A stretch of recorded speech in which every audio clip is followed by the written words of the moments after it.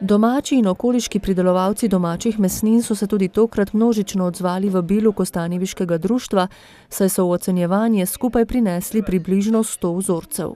Vedno pa prevladuje krvavica kot številčno najbolj množičen vzorec. Zatem je pa mesena klobasa, kot mi pravimo, ker to ni kranjska klobasa, je izdelana tudi drugače. Potem je pa pečenica, pa nekaj ocvirkov, pa tlačenke prihajajo zelo množično na površje.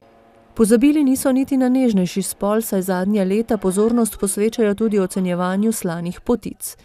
Prvi pogoj za dobre mesne izdelke, ki jih je pod drobnogled vzela 5-članska komisija, pa je, kot poudarja predsednik društva, predvsem domač prašič. Mimo tega se ne gre, saj so vsa mesa, ki jih imamo v samopostrežbah in trgovinah, korektna, ne?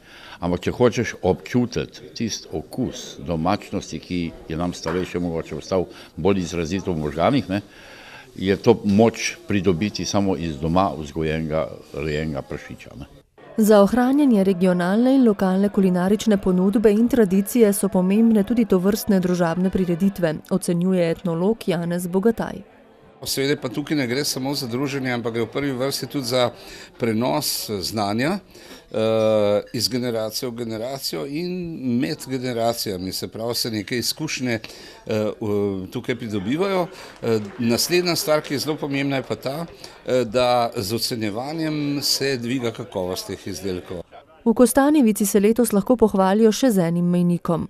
Ob podelitvi priznanj najboljšim je bila javnosti v Pokušino prvič v zgodovini ponujena tako imenovana krompirjeva klobasa, ki so jo izdelali člani društva suhomesnatih dobrot iz Leskovca pri Krškem.